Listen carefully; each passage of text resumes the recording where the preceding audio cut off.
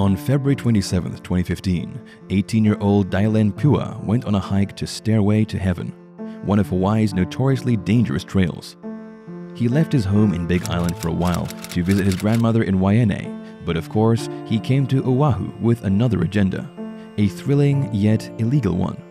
He wanted to experience the wonders of that popular forbidden trail. That morning, he grabbed his camera, left his grandmother's house, and boarded a bus, hoping for an unforgettable, nature-filled journey. Sadly, he never returned and was never seen again. 6 years later, his fate remains a mystery.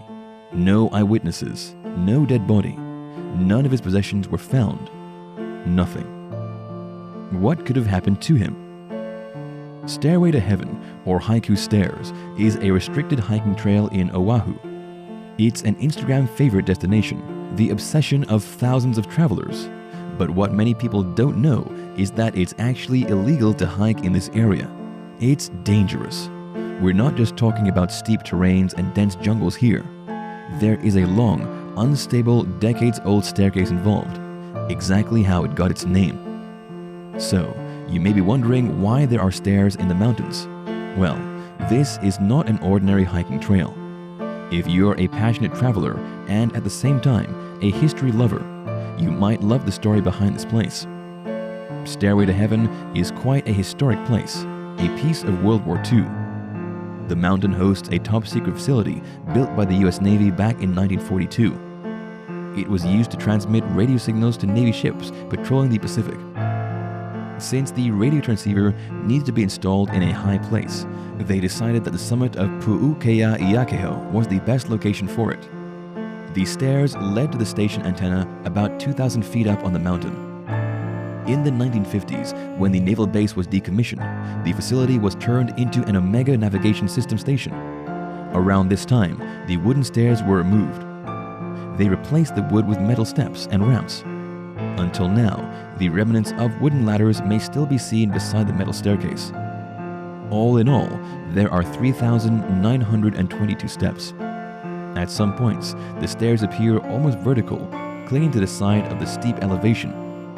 From afar, it looks fine, but it's partially destroyed due to extreme weather conditions and lack of maintenance. It's a huge risk for first-time and experienced hikers, whether they travel alone or in groups. When the Omega Station operations were terminated, stair maintenance was neglected. For safety reasons, it was officially closed to the public in 1987. However, many hikers ignore the no trespassing signs and guards around the area. They still try to find a way in and continue the unlawful hikes. They don't even care about the $1,000 fine and the danger the journey entails. It's one of the most scenic trails in the world. They need to climb it. Obviously, Moke was one of the few who shrugged off the risks just to get to that dream experience and destination. He didn't even keep his plan a secret. Days before he left, before that tragic day, he told family members that he wanted to hike Stairway to Heaven. His grandmother, of course, got worried. She told him, "No, you can't. It's closed down. They're not even letting anybody climb that mountain. It was on the news." She even mentioned that hiking that area means getting locked up. After that conversation, she probably thought that Moke wasn't really serious about going, and her warning was enough to convince him to go somewhere else. But nope. He was an adventurous teenager, determined to see that part of the world. He even posted about it in his Facebook account. On the morning of February 27th, Friday, he told his grandma that he was going hiking. Since they already talked about it and she already warned him, she thought that he just went somewhere safer. Grandma and the other family members just realized that he pushed through with the Stairway to Heaven plan when he messaged photos of himself in the area. That was around 11 a.m. So, he did reach his destination. As to whether he took the illegal or legal way, it wasn't mentioned in the papers. While hiking Stairway to Heaven is prohibited, there is actually a legal way to access it. It's like the back entrance to the mountain. Taking the legal way means traveling the longer route from the Moanalua Valley Trail. Think of this as a back way that takes hikers to a scenic path up the back of the mountain. On the way to the top, there are muddy trails, ledges, and steep drop-offs. Meanwhile, the illegal way takes people directly up and down the staircase. This is the shorter but deadlier route, only fit for the bravest ones. If you're feeling adventurous and want to enter the trail illegally, you need to move your way through high fences and bamboo forest, as well as evade the guard and the impending $1,000 fine. Moke was immediately declared missing when he failed to come home that evening, without responding to calls and messages. Extensive search efforts led to nothing. The bad weather made the initial search operation even more difficult. It was raining, and the rescuers needed to brave thick clouds and fierce winds. Local fire department personnel, drone operators, volunteers, and the US Navy scoured the area by land and by air to look for him. It was a touching, emotional event as well, since some of the hikers who volunteered were also victims of the Stairway to Heaven's tedious trails. They were rescued too in the same area in the past. They know how difficult it is to be out there, so they wanted to help. And of course, the entire time, Moke's family was there, hoping for the best. His father, during that time, believed his beloved son was still alive somewhere, waiting for rescue. He said that Moke is an experienced hiker and has never gone missing before. They needed to act fast and find him before something bad happens. It appears that, despite his young age, Moke is a passionate wanderer and an outdoor guy. He may be physically strong and healthy too, and can endure the dangerous wilderness for a long time. Let's say he got lost and injured somewhere. He was probably strong enough to look after himself until help arrives. In a strange twist of fate, there's a possibility that this really happened. On Monday, 2 days after he got lost, 2 hikers reported hearing cries for help. This extended the local fire department's search as they focused on the narrow bridge where the cry was heard. Their main goal was to confirm the information, but in the end, they saw no signs of Moke. Searches conducted by the government were eventually suspended, so his family looked for funds to hire drones and private choppers and continue looking for him. They even asked for donations, from raincoats and flashlights to whistles and two-way radios. A Facebook group called Search for Moke Pua was also created by Moke's sister-in-law to connect with more people and update those searching for him. Unfortunately, this community is no longer searchable on the platform. Maybe it was taken down or set to private. It's been years, and so far, there was no news of whether he was found alive or dead. It seems like until now, the case is still unsolved. So what really happened to him? Here are 2 theories. First, the most obvious common assumption. He got lost and walked and survived for quite some time in the wilderness. He possibly tried to look for help and look for food and water, but there weren't any, so he tragically perished. Moke's case is just more tragic since no remains were found. His camera, phone, and other belongings weren't recovered either. He just vanished. According to authorities, the very last time his loved ones heard from him was about 11 a.m. on February 27th. He seemed to enjoy sharing updates on social media and sending private photos and messages to his loved ones. Why would he stop so suddenly?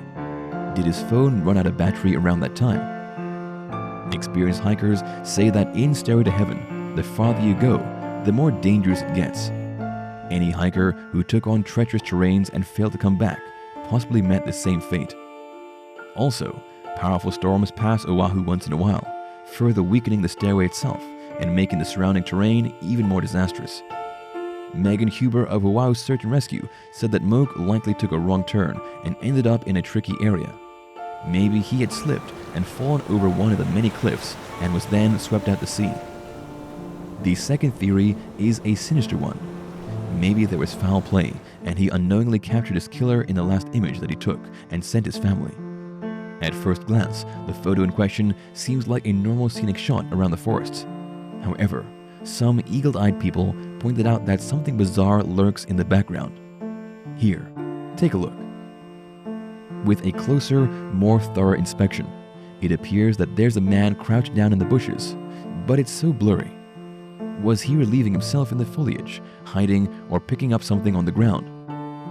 Since this was one of the last photos Moke took, it became the focal point of the most disturbing theories about this disappearance. People suspected that this man could be following him and maybe abducted or killed him. A bit far-fetched, but foul play can't be ruled out. The man in the image has not been identified, but the police think that that person is just another hiker. They wanted to know who he was just to talk to him. he is not considered a suspect. They just want to know who he is and coordinate with him because technically, he was the last person to see Moke alive and well. If he is not the killer, did he ever realize that he wasn't alone that day in the mountains? Why hasn't he come forward? This image is so popular in various online threads. What's funny about this is that while many believe that this might be an image of a criminal, others think that there was really nothing in there.